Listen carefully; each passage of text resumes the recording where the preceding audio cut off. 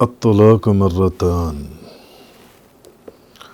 طلاق دو بار ہے۔ فَإِمْسَاكٌ بِمَعْرُوفٍ أَوْ تَسْرِيحٌ بِإِحْسَانٍ، پھر یا تو روک لینا ہے بھلائی کے ساتھ یا چھوڑ دینا ہے احسان کے ساتھ۔ یا تو بھلائی سے روک لو، اس کو روک لو، یا پھر اچھے طریقے سے بھلائی کے ساتھ اس کو چھوڑ دو، اس کا چھوڑ دینا ہے احسان کے ساتھ۔ اصل میں عرب میں یہ رواج تھا کہ خاوند اپنی بیوی کو ان گنت بار طلاق دے سکتا تھا، بے شمار مرتبہ طلاق دے سکتا تھا، اور وہاں پر 1 2 3 کا کانسیپٹ نہیں تھا عرب کے اندر۔ چنانچہ مفسر کبیر ابن جریر وہ لکھتے ہیں کہ مرد جتنی بار چاہتا اپنی بیوی کو طلاق دیتا، کوئی پابندی نہیں تھی، جتنی مرتبہ چاہتا جتنی مرضی طلاقیں دے دیتا، اور ہر مرتبہ عدت گزرنے سے پہلے وہ رجوع کر سکتا تھا۔ ہر مرتبہ عدت گزرنے سے پہلے وہ رجوع کر لیتا تھا۔ اب ایک دفعہ ایک انصاری نے اپنی بیوی کو دھمکی دی کہ نہ تو میں تمہارے نزدیک جاؤں گا اور نہ تم مجھ سے کبھی آزاد ہو سکو گی، نہ تو میں تمہارے قریب آؤں گا اور نہ تم مجھ سے کبھی آزاد ہو سکو گی۔ تو اس کی بیوی نے اس سے پوچھا کہ یہ کیسے، تم کیسے کرو گے ایسا کہ میرے قریب بھی نہیں آؤ گے اور مجھے آزاد بھی نہیں کرو گے، میں آزاد بھی نہیں ہو پاؤں گی تم سے؟ تو وہ بولا کہ میں تمہیں طلاق دیا کروں گا، طلاق دیا کروں گا، اور عدت گزرنے سے پہلے رجوع کر لیا کروں گا۔ اس لحاظ سے نہ تو میں تمہارے نزدیک آؤں گا، نہ تمہیں میری قربت حاصل ہوگی، اور نہ ہی تم مجھ سے کبھی آزاد ہو سکو گی۔ اب یہ معاملہ سن کے وہ جو عورت تھی وہ خوفزدہ ہو گئی۔ جب اس نے کہا کہ نہ تو میں تمہارے کبھی نزدیک آؤں گا اور نہ ہی تم مجھ سے کبھی آزاد ہو پاؤ گی، اس نے کہا وہ کیسے؟ اس نے کہا میں تمہیں طلاق دوں گا لیکن عدت گزرنے سے پہلے میں تم سے رجوع کر لوں گا، میں ایسا کروں گا۔ اچھا، اب وہ جو عورت تھی وہ لرز گئی اور ڈر گئی اور نبی کریم صلی اللہ علیہ وسلم کی بارگاہ میں حاضر ہو گئی، اور اس نے اپنی مظلومیت کی جو داستان تھی وہ نبی پاک صلی اللہ علیہ وسلم کی بارگاہ میں عرض کی۔ تو اس وقت اللہ تبارک و تعالیٰ نے نبی کریم صلی اللہ علیہ وسلم پر یہ آیہ کریمہ نازل فرمائی، الطلاق مرتان فَإِمْسَاكٌ بِمَعْرُوفٍ أَوْ تَسْرِيحٌ بِإِحْسَانٍ، کہ طلاق 2 مرتبہ ہے،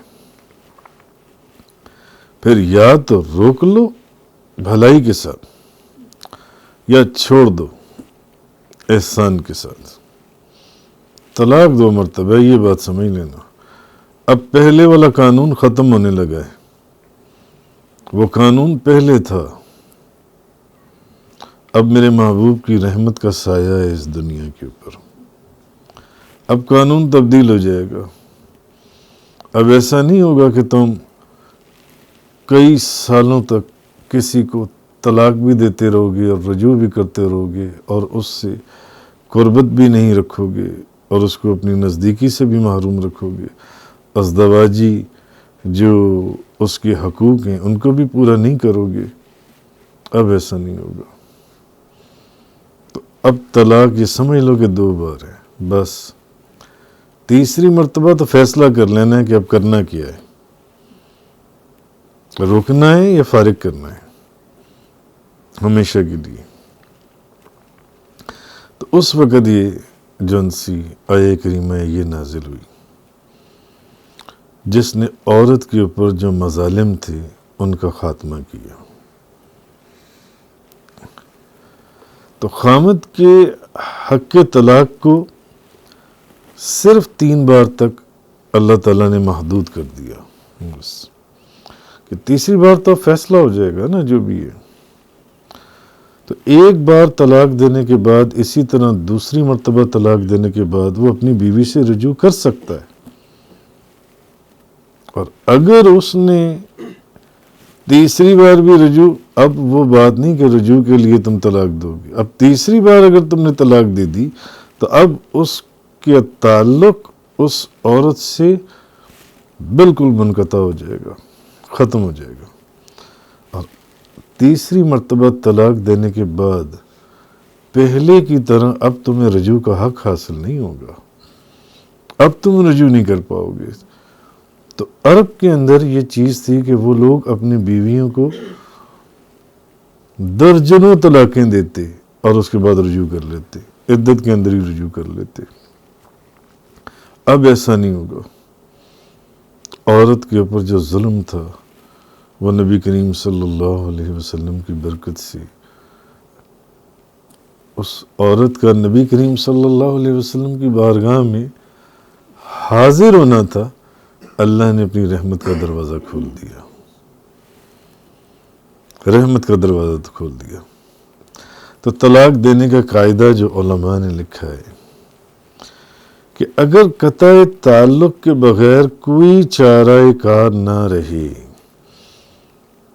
ایسے حالات ہو جاتے ہیں کہ اب بس ساتھ رہنا ممکن نہیں ہے، اب علیحدگی ہی اختیار کرنی پڑے گی، تو مرد اپنی بیوی کو جب وہ حیض سے فارغ ہو تو صحبت کرنے سے پہلے ایک طلاق دے، جو طلاق دینے کا صحیح طریقہ ہے۔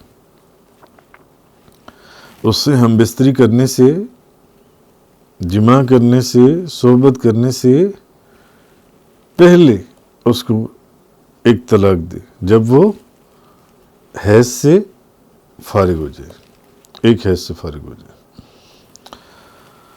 اچھا، اب یہ ایک طلاق ہو گئی جی، پھر دوسرے ماہ جب وہ حیض سے پھر پاک ہو تو صحبت سے پہلے پھر دوسری طلاق دے۔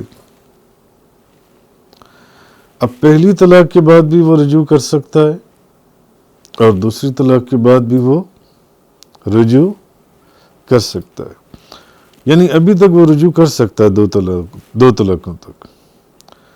پھر تیسرے ماہ جب عورت حیض سے پاک ہو تو صحبت سے پہلے ویسے ہی ہم بستری سے پہلے اس کو تیسری طلاق دے، اب اس کو تیسری طلاق دے۔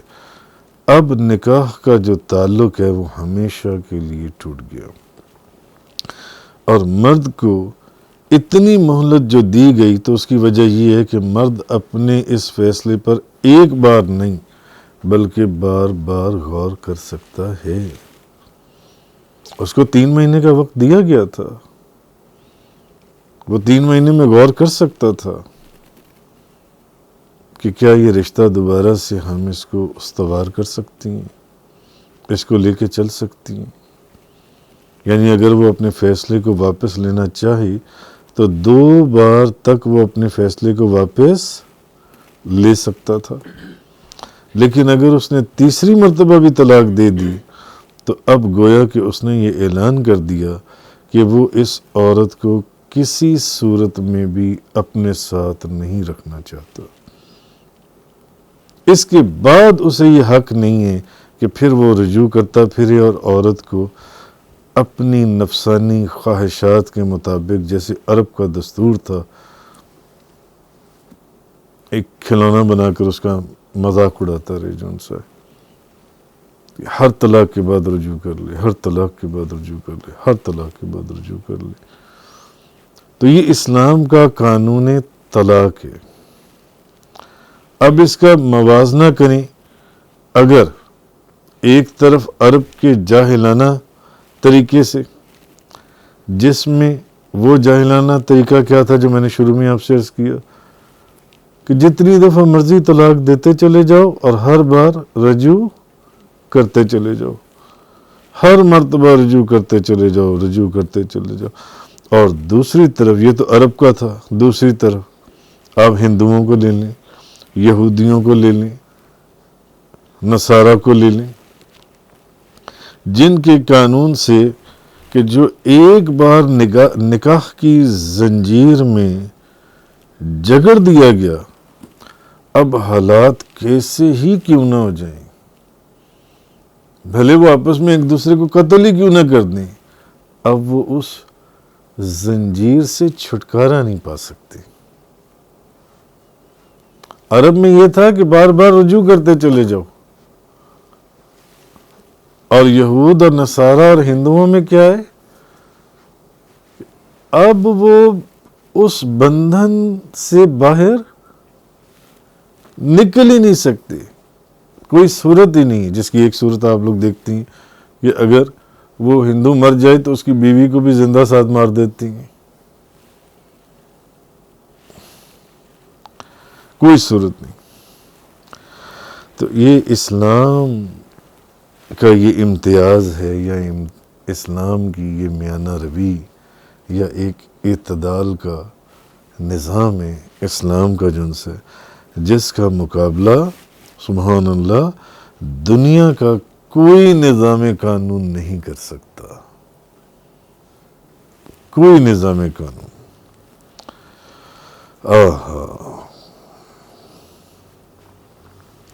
تو یہ اللہ تبارک و تعالیٰ نے اس آیہ کریمہ کے اندر یہ فرمایا الطلاق مرتان فامساکم بمعروف او تسریح باحسان.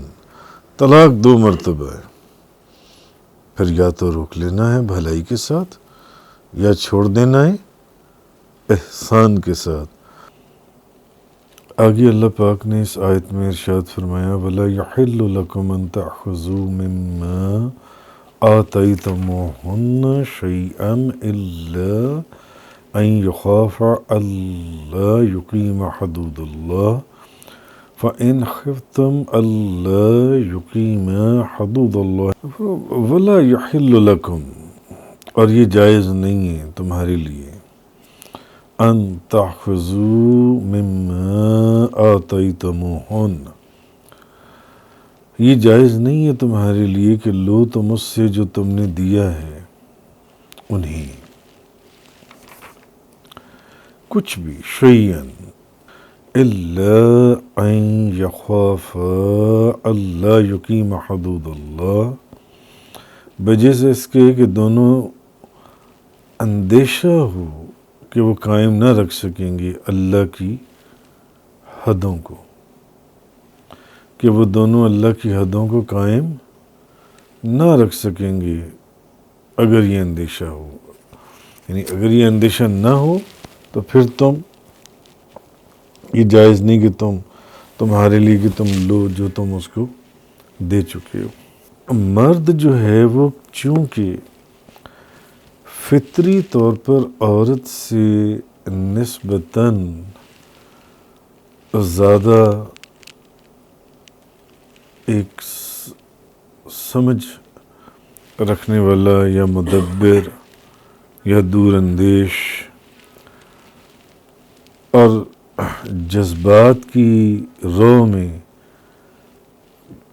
بہہ جانے کی بجائے عقل اور ہوش سے زیادہ کام لینے والا ہے، عورتوں کی بنسبت، عورتوں کی بنسبت جذبات کی راہ میں بہنے کی بنسبت، وہ عورتوں کی بنسبت وہ مرد کو ایک دور اندیشی حاصل ہے کہ وہ اس کو سمجھتا ہے، سوچتا ہے. اچھا، پھر یہ کہ ازدواجی جو زندگی ہے اس کی ساری ذمہ داریاں جو ہیں وہ بھی کس کے اوپر ہیں؟ مرد کے کندھوں پر ہیں۔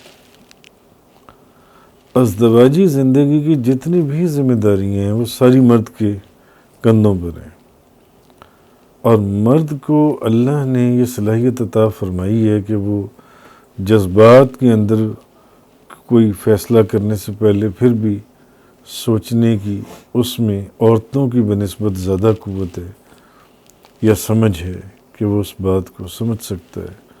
اور پھر چونکہ گھریلو ازدواجی ساری زندگی کی جو ذمہ داری ہے وہ کس کے اوپر آتی ہے؟ مرد کے اوپر آتی ہے۔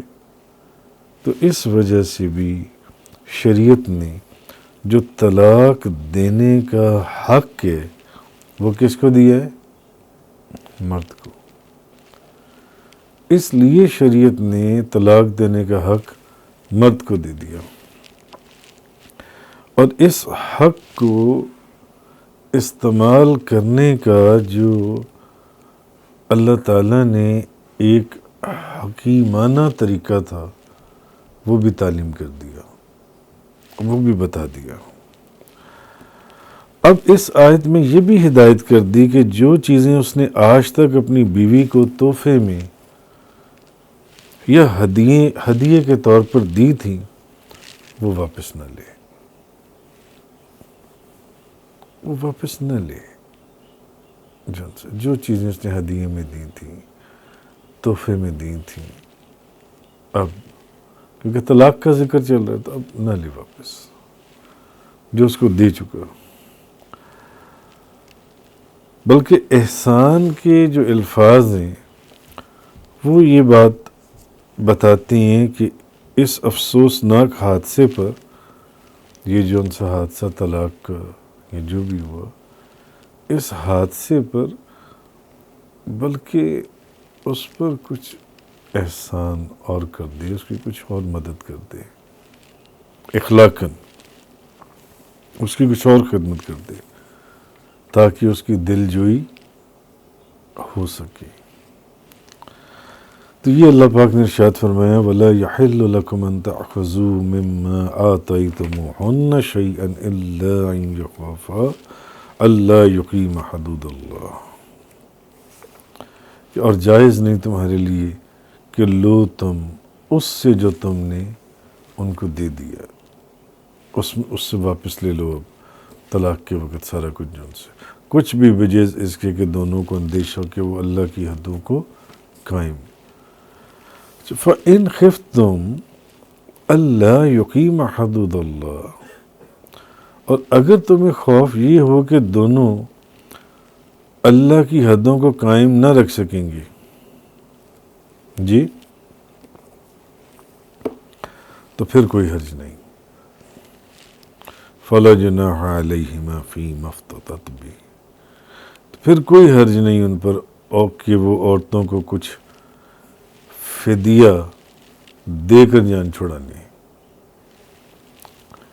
تِلْکَ حُدُودُ اللَّهِ فَلَا تَعْتَدُوهَا، یہ حدیں ہیں اللہ کی، سو ان سے، ان حدوں سے جو اللہ نے حدیں قائم کر دی ہیں ان سے آگے نہ بڑھو۔ وَمَن يَتَعَدَّ حُدُودَ اللَّهِ فَأُولَٰئِكَ هُمُ الظَّالِمُونَ، اور جو کوئی آگے بڑھتا ہے اللہ کی حدوں سے سو وہی لوگ ظالم ہیں، وہی لوگ ظالم ہیں۔ یعنی اگر خاوند عورت کو مارتا پیٹتا ہے اور اسے طلاق بھی نہیں دیتا تو عورت کو ویسے ہی اپنے خاوند سے اتنی نفرت ہو گئی ہے کہ اب ان کی صلح کی کوئی صورت باقی نہیں رہی۔ کس صورت میں؟ یا تو عورت کو اس سے نفرت ہو گئی ہے یا وہ اپنی عورت کو مارتا ہے، پیٹتا ہے، اور صلح کی کوئی توقع اب باقی نہیں ہے۔ اور خطرہ اب یہ پیدا ہو گیا ہے کہ اگر یہ نکاح کے بندھن یا نکاح کی زنجیر میں بندھے رہے تو طرح طرح کی معصیتوں میں یا مصیبتوں میں یا گناہوں میں گرفتار ہو جائیں گے، تو اب کیا کیا جائے کہ اب وہ اس کو طلاق بھی نہیں دیتا، مارتا بھی ہے، عورت کو نفرت ہو گئی ہے اس سے، کیا کریں، کیا اس کا حل ہے؟ تو اس مشکل کا حل بھی قرآن کے اندر اللہ نے تعلیم فرما دیا کہ جس کو فقہا کی اصطلاح میں آپ خلو کہتے ہیں،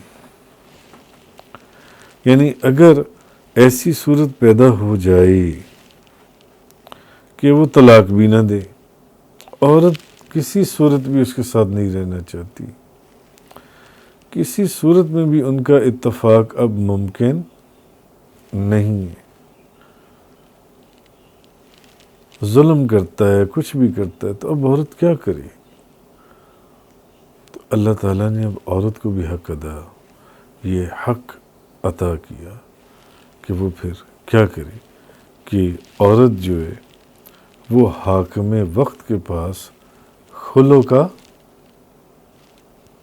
مطالبہ کر دے، حاکم وقت کے پاس کہ مجھے خلو چاہیے۔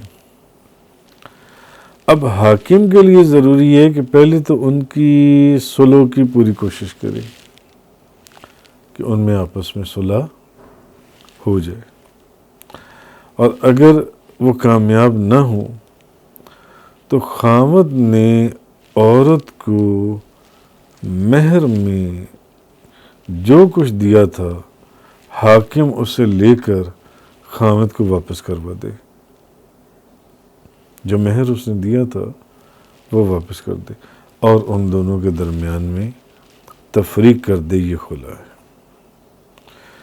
پہلے جو حاکم وقت ہے وہ ان دونوں کے اندر مصالحت کی کوشش کرے گا کہ ان کی آپس میں صلح ہو جائے کسی طریقے سے، اگر نہیں ہوتی تو پھر جو مرد نے حق مہر دیا ہے وہ حق مہر جو ان سے وہ اس کے خاوند کو واپس دلوا دے حاکم جون سے،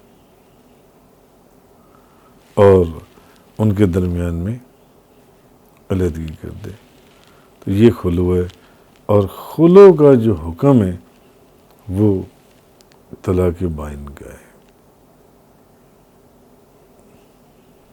طلاق بائنہ کا حکم ہے، irrevocable ڈائیورس، خلو کا حکم اس میں ہے، ایک طلاق میں نہیں ہے۔ فَإِنْ خِفْتُمْ أَلَّا يُقِيمَ حُدُودَ اللَّهِ فَلَا جُنَاحَ عَلَيْهِمَا فِيمَا افْتَدَتْ بِهِ تِلْكَ حُدُودُ اللَّهِ فَلَا تَعْتَدُوهَا وَمَنْ يَتَعَدَّ حُدُودَ اللَّهِ فَأُولَئِكَ هُمُ الظَّالِمُونَ۔ اور اگر تمہیں خوف ہو کہ وہ دونوں قائم نہ رکھ سکیں گے اللہ کی حدوں کو، تو پھر کوئی حرج نہیں ان پر کہ عورت کو کچھ فدیہ دے کر جان چھڑا دی جائے، یعنی خلو کا حکم اس میں آ گیا۔ اور یہ حدیں اللہ کی، سو ان سے آگے نہ بڑھو، اور جو کوئی آگے بڑھتا ہے سو وہی لوگ جنسی جو اللہ کی حدوں سے آگے بڑھتے ہیں وہ ظالم ہیں۔ اچھا، احناف کے نزدیک یہ بھی ہے کہ اگر زیادتی خاوند کی طرف سے ہے تو اسے خلو کرتے وقت بیوی سے کچھ لینا مناسب نہیں ہے۔ اس چیز کو دیکھا جائے کہ زیادتی ہے کس کی طرف سے۔ اگر زیادتی خاوند کی طرف سے ہے تو اس کو خلو کے وقت جو ان سے بیوی سے کچھ لینا جائز نہیں ہے، مناسب نہیں ہے۔ اور اگر زیادتی بیوی کی طرف سے ہے تو جتنا اس نے بیوی کو دیا تھا اتنا لینا اس کے لیے جائز ہے، اور اس سے زیادہ لینا مکروہ ہے۔ مگر بعض علماء نے کہا کہ زیادہ بھی لے سکتا ہے۔ پہلی چیز تو یہ ہے کہ دیکھنا ہی ہے، مگر یہ حکم خلو کا چل رہا ہے کہ جہاں آپ یہ دیکھ لیں کہ میاں بیوی کے اندر اب کوئی صورت اتفاق کی ہے ہی نہیں، اب بیوی اپنی جان کس طرح، وہ عورت کس طرح اپنی جان چھڑائے اس شخص سے جو اس کو مارتا پیٹتا بھی ہے اور طلاق بھی نہیں دیتا، کیسے اس سے جان چھڑائے؟ تو وہ حاکم وقت کے پاس جائے، اور حاکم وقت ان دونوں کے اندر پہلے صلح کروانے کی کوشش کرے، اور جب صلح نہ ہو، صلح کی کوئی صورت نظر نہ آئے، تو پھر مرد نے جو حق مہر بیوی کو دیا ہے وہ اس مرد کو واپس دلوا کر ان میں آپس میں تفریق کروا دے۔ اور یہ حکم کس میں آتا ہے؟ طلاق بائنہ کے اندر یہ حکم جو ان سے۔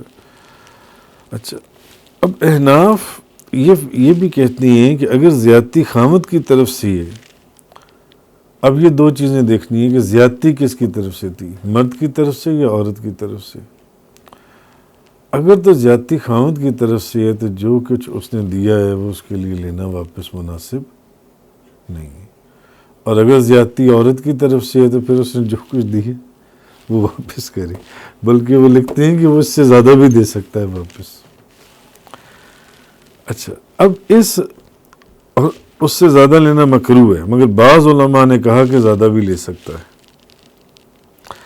اور مخلوعہ کی جو عدت ہے وہ 3 حیض ہے خلو والی کی۔ جب محدثین نے ایک بات لکھی ہے کہ جمیلہ بنت عبداللہ نے جو ثابت بن قیس کے نکاح میں تھی، بارگاہ رسالت مآب میں حاضر ہو کر انہوں نے عرض کیا، یا رسول اللہ، میں اور ثابت ایک ساتھ اکٹھے نہیں رہ سکتے، تو میرا سر اور اس کا سر ایک جگہ جمع نہیں ہو سکتا، میرا سر اور اس کا سر ایک جگہ جمع نہیں ہو سکتا، میں اور ثابت اکٹھے نہیں رہ سکتے، جو بھی وجہ تھی۔ نبی کریم صلی اللہ علیہ وسلم نے فرمایا، کیا تم وہ باغ واپس کرنے کے لیے تیار ہو جو ثابت نے تم کو مہر میں دیا تھا؟ جمیلہ نے کہا کہ ہاں، وہ بھی اور کچھ اور بھی دینے کے لیے تیار ہوں، میں وہ باغ بھی دینے کے لیے تیار ہوں، باغ کے علاوہ بھی کچھ دینے کے لیے تیار ہوں۔ تو حضور نبی کریم صلی اللہ علیہ وسلم نے وہ باغ حضرت ثابت کو واپس کر دیا اور ان میں تفریق کروا دی۔ یہاں سے بعض علماء احناف نے کہا کہ مرد جو ہے اس نے جو حق مہر دیا وہ اس کو واپس دلوایا جائے گا۔ بعض نے کہا نہیں، زیادہ لینا مکروہ ہے، بعض نے کہا نہیں، وہ لے سکتا ہے جو ان سے ہے، لیکن پہلی صورت دیکھی یہ جائے گی کہ آیا دونوں میں سے غلطی پر کون ہے، زیادتی مرد کی ہے یا عورت کی۔ تفسیر قرآن کا یہ لیکچر انگلش میں سننے کے لیے براہ کرم ڈسکرپشن میں موجود لنک پر کلک کریں۔